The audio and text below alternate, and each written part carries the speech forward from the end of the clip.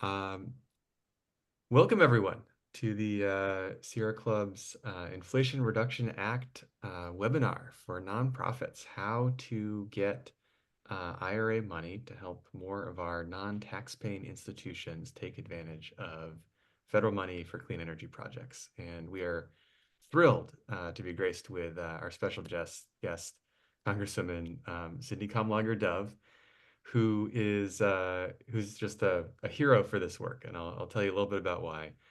First of all, my name is Morgan Goodwin. I use he him pronouns, and I am the director for the Sierra Club's Angeles chapter. And I have been trying to stop climate change in one way or another for the past 15 years. And our movement is growing, and there is so much more work to do. And so we're thrilled to have the Congresswoman here. Just a little bit about her from our perspective. Like the Sierra Club has worked closely with Representative Kamlager-Dove since was 2018 the first time we endorsed you for a assembly race? Yeah, that's true. Yep, Yeah, special 2018, election. 2020 assembly, and then also a special election for the Senate seat, right? Right, State Senate seat, replacing right, right, our hero, Holly Mitchell, right. and then you took Karen Bass's seat in Congress. You associate with just incredible people. I'm so grateful that they take chances on me and that you all also take chances on me. But yes, And so the one final bit of the intro I'll give before I turn it over to uh, our VIP is I got to hear the Congresswoman speak at a convening about a year and a half ago now that Liberty Hill put together at LA Trade Tech.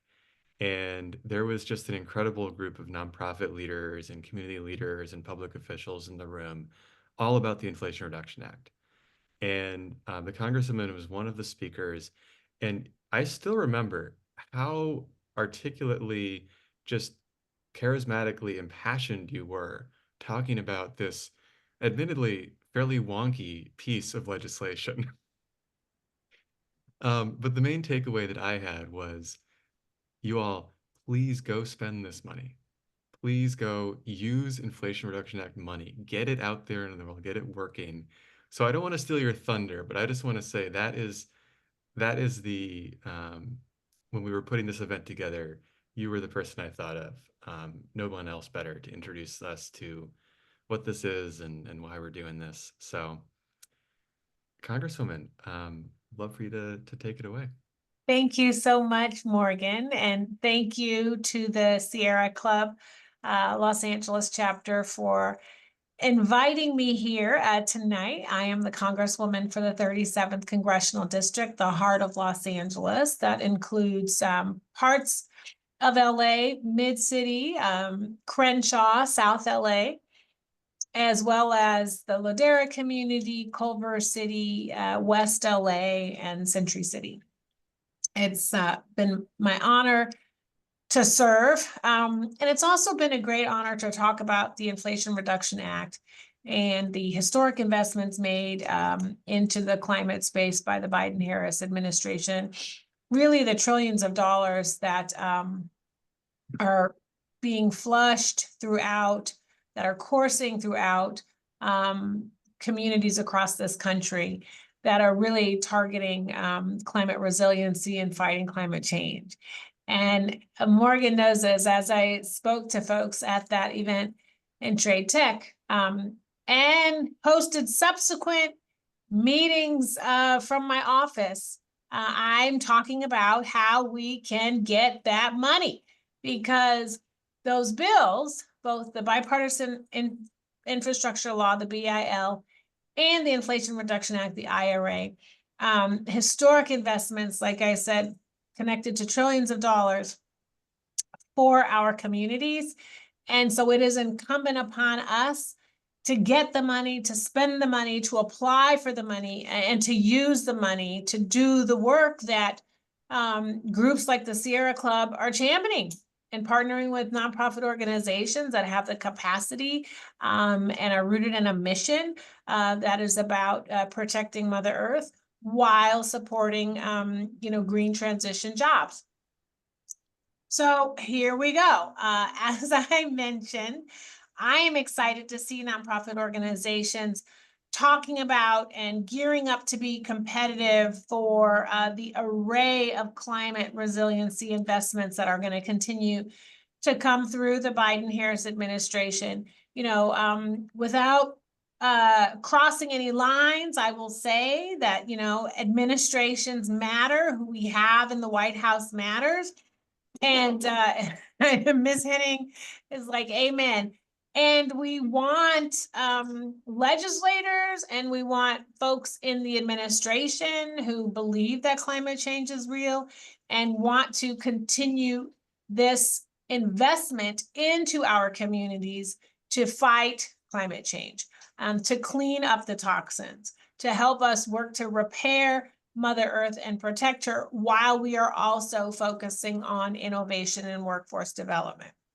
So as you know, in 2022, the president and Congress passed the single largest investment in climate and energy in American history, with the unique goal of tackling the climate crisis and addressing environmental justice, Justice 40, for underserved communities.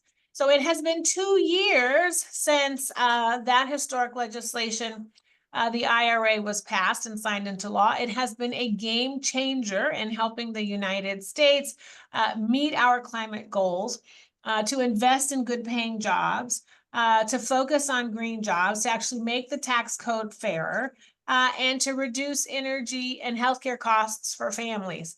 I will say that it also included things like capping insulin and inhalers and hearing aids at $35 a month for Medicare recipients. So just last week, I actually hosted a healthcare town hall with Health and Human Services Secretary Javier Becerra to talk about the historic legislation and what it means for our most vulnerable. In that instance, it was directed to very active seniors from South LA and the Culver City communities to talk about all that you all want to know about as well. I am now going to get into the nitty gritty to focus on the clean energy IRA tax provisions this evening. I feel like everyone should have a little cocktail or some kind of beverage because, tax code is so exciting and sexy. So as I said earlier, the Inflation Reduction Act makes the largest investment in clean energy in our nation's history, and much of that investment is delivered via tax credits. There are over 20 tax provisions available for individuals, businesses, tax-exempt organizations, and government entities, tribal communities, state communities, local communities. So these provisions include tax code revisions related to energy generation, vehicles, manufacturing, fuels, and efficiency. To implement the IRA clean energy provisions, the IRS, not the IRA, but the IRS, established a dedicated office, which is, I think pretty admirable for an administration. I was talking to a group earlier today and they said, there's not a lot of change that happens in the government. And here's an example of change happening to really reflect the needs of the community, in 2024. So the IRS actually established a dedicated office, the IRA Tax Provision Implementation Office, to devote necessary support and resources and expertise to the clean energy provisions and the tax credits that were coming through the Inflation Reduction Act.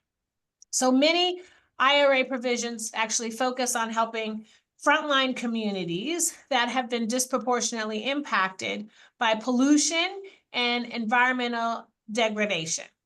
Nonprofits, as you all know, are critical, essential partners in outreach and in implementation, ensuring that Black and Brown and API, disabled, working poor communities, low-income neighborhoods in Los Angeles benefit from these investments and have access to cleaner air, energy, and job opportunities.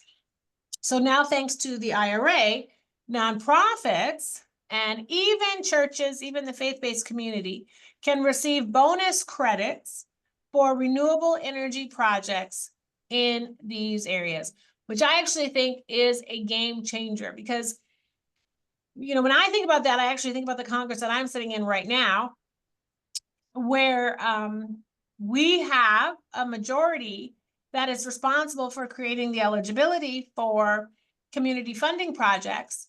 Many projects that might focus on clean energy, resiliency, and folks, organizations that would like to request funding directly from their congresspeople. So I have nonprofit organizations that are interested in applying directly to me for funding. And this year, Congress, under the majority of Congress, actually took out and made ineligible to apply for funding nonprofits. So no nonprofits can apply for any community funding projects this year under this majority Congress. Please read between the lines and understand what I am saying. And here we actually have an administration that worked to sign into law this Inflation Reduction Act that has also made it so that nonprofit organizations and churches can apply for bonus credits when they are working on finalizing, upgrading renewable energy projects. So nonprofits can actually receive up to $7,500 per electric vehicle for light duty and up to $40,000 for heavy duty electric vehicles. So if you're thinking about, organizations that, have fleets or that need vehicles to transport either people or resources or, programming product that are maybe, transporting all kinds of things, they can actually apply to get these credits, either $7,500 or up to $40,000. I'll give you another example. There might be a food pantry or a small business who could receive tax rebates when transitioning to EV delivery vehicles. So if you're doing like Meals on Wheels, or if you're taking seniors to get their medication, or heck, even maybe go to a facility where they're getting their healthcare adjusted, they can apply for these rebates. So it's that to help them with the vehicles, in addition to saving on fuel costs and reducing emissions. So finally, tax-exempt entities can claim a credit of up to 30 to 50% for energy efficient improvements, such as installing solar panels, battery storage, heat pumps, or energy efficient windows. So for example, you may have a church that installs solar panels, and they can actually receive a 30% refundable credit on installation costs through the investment tax credit, the ITC, which also provides cash savings even without tax liability. So I want to share with you, I was actually talking to John Podesta at It Would Be a Credit, Miss Cynthia. I was talking to John Podesta, and I said, hey, people want to know about this climate money. Where is it? And how can people get it? And the interesting thing is that it's sort of spread across in buckets. It's spread across a number of different agencies. But he said, it's not just what you think when you think about, electric vehicles. You could have a healthcare facility, a community clinic that is looking to do upgrades. And if they are going to do energy efficient upgrades, if they're going to maybe renovate their building or facility, and they're going to integrate climate resiliency in their renovation, they can apply for this money through IRA. So I do want you to know that all of this information is actually available on my website, which is www.kamlager-dove.house.gov. www.kamlager-dove.house.gov. Yes, the dove and the gov confused me for a moment. And I actually do have staff that can answer additional questions about any issues that you may have concerning the IRA and either credits or payments or where to find it. We also have a grant manager, Naomi Riley, who keeps track of all of the grant opportunities, including IRA grant opportunities that are being released or publicized through the government on a monthly basis. So I think that is it for me. But what I do want to say is that there are so many different kinds of ways to both access the money, but also to use it. And it comes in the form of payments and reimbursements and tax credits.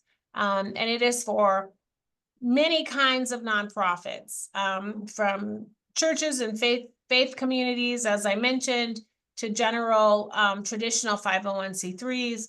You know, we're talking healthcare, we're talking education, we're talking about nonpartisan advocacy, we're talking about environmental. What you do is not as important as how you would be using this money, and the way that it can work in attacking environmental injustice. And I will add that in the 2 EPA workshops that we held, where we actually brought the EPA into the district, we had over 100 folks come to each of them, and they represented industries across the spectrum here in Los Angeles. And all of them were able to get some information, just like at the session with Trade Tech, on how to access the money. So I don't want folks to self-select out because the organization that they work with is not an environmental organization. The goal is to integrate this funding across the board in nonprofit spaces throughout our community that have been trying to either do upgrades or reduce emissions or tackle pollution. I haven't had the funding to do so. So it's everything from that to obviously, you know, traditional infrastructure. So I do hope that that was helpful. I do want to reiterate that what I'm talking about, these are tax credits, so they're not grants. But as long as you qualify for them, you do save money. And obviously with a tax credit, the goal is to keep money into your pocket rather than having to pay it out. So once again, if you do have any questions, I encourage you to reach out to my staff. Our number is 323-965-1422, or you can also go to www.kamlager-dove.house.gov. So thank you so much. Morgan, you're still smiling, so I feel like I did okay. I'm so glad. No, that was such an amazing overview. Thank you. Thank you. Thank you. Thank you. I think we do have some questions. Okay. If you're game to hang out for a I little bit think I longer. might be. I think I'm also going to have my staff on here just in case. Great. I think we have time for maybe 2 questions more. Okay, perfect. Great. Well, I was hoping that I think the question that Cynthia raised in the chat is a really good one to start with, or maybe just expand on a little bit more, because I think people get confused about is it a tax credit? But if I don't pay taxes, then how can I reduce if I pay 0 taxes, how can I pay less than 0 taxes? How does this benefit the Yeah, nonprofit payment? that is a good question. It's well, so they have a separate, they've established a dedicated office to kind of help, because as nonprofits, you're right, you are tax exempt, but so you should look at it as a new way, a creative way, because thankfully government right now is actually trying to be creative in a good way.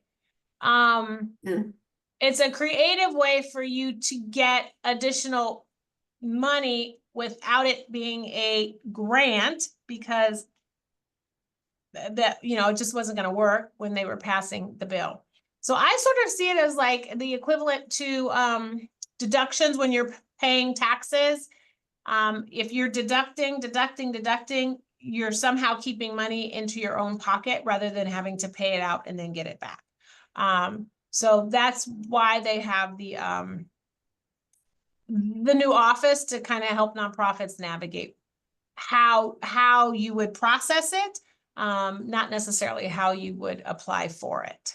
And some of what the Congress Dang. office is also sharing too, if I may, is the direct pay / elective pay opportunities. And if folks have questions about those kinds of opportunities and specific tax provisions, we can help connect you with the IRS.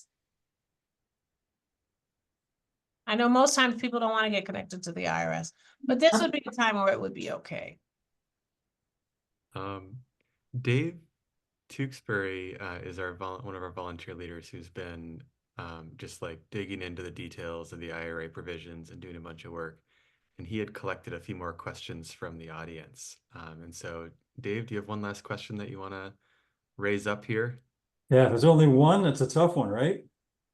I guess it would be, is there a limit to how much money can be awarded through the direct pay program? Is there an allocation in the bill for that, or is it unlimited?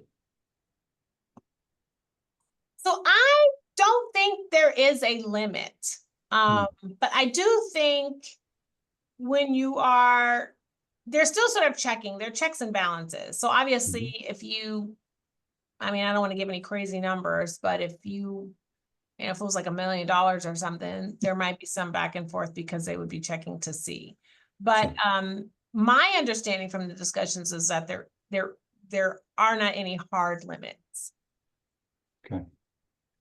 And then you made the point earlier about the distinction between this and a grant. And so a grant is something you have to apply for and you might not get, right? But under this program, it sounds like it's a pretty much straightforward, fill out the form and you're there. Is that right? Yes. Should you, if you qualify. I mean, right. Yeah, of course. Great. Well, and we're going to spend the rest of this webinar, and then we have part 2 next week with our CPA, with our solar installer, and we're going to dig into a lot of these details even more. Naomi, would love to have you back if you want to join. But we're going to let Congresswoman go because I hear there's a lot going on this time of year.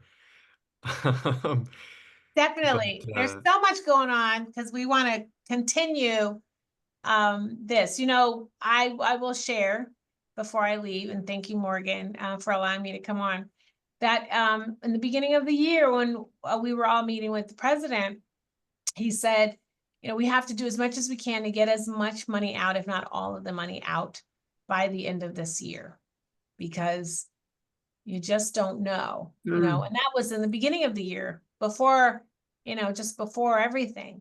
And, you know, he's absolutely right. And I think his fear was that we could be in a situation where the spigot would be turned off right when people are getting acclimated to this kind of funding being available, right when organizations like the Sierra Club are working to educate folks on the money and how to apply for the money and what to do with it, right when folks are beginning to think about how to invest in their community and in their work in a way that also, you know, addresses climate change, that there could be a stop.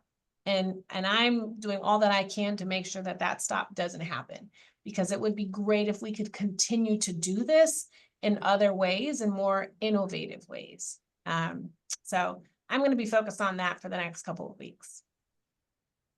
And just to highlight one of the points that the Congresswoman was making in her remarks, the importance of the office that the IRS has, the implementation tax office that the IRS has, and our connections with that specific officer that we were able to invite to be here. She came from DC to come to one of our environmental justice convenings. So if that was something that you all were interested, the Congresswoman in our office would love to be a convener of that as well. If there were specific questions about how you can access some of the tax provisions, that is what the Congresswoman, her colleagues, and the President's office were thinking about when rolling out the IRA.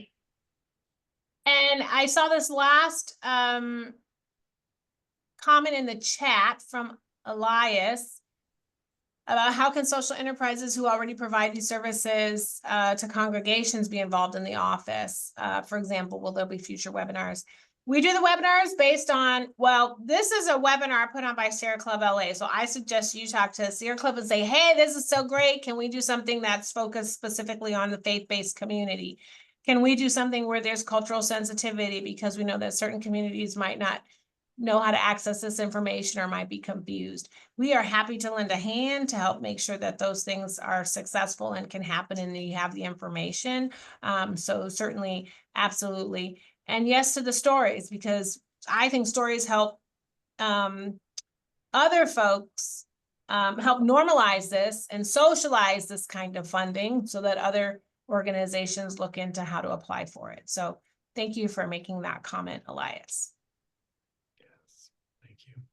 Thank you, Congresswoman. Thank you, Naomi, for helping to organize. And we're going to keep chatting, but we're going to let you go about your business. So everyone, let's give a little virtual round of applause. Get those Zoom claps going. There we go. There we go. All right. Oh, great. What an exciting kickoff to this. And thanks all for being part of the conversation. Um, so as you all know, because you've signed up for this, I'm going to remove this so we can get back to a normal Zoom conversation. We are doing a two-part webinar series, and next week we are going to be hearing a specific story, a story about a church in Orange County that used the direct pay provisions earlier this year to install solar on the building. And we're going to have the solar installer and the CPA who is filing their taxes on here, and they're going to be able to get into as much detail as we want.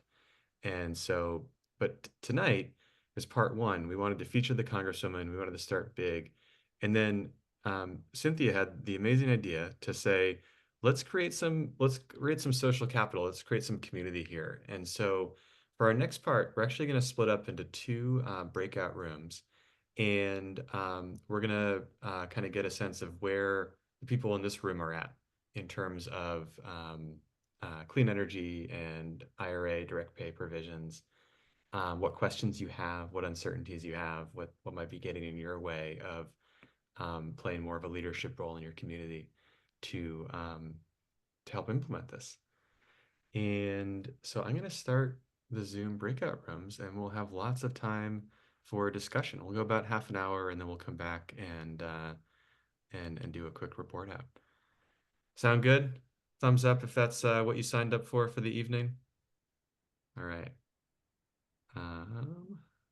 Breakout rooms and two rooms, and that looks like it should be a good discussion.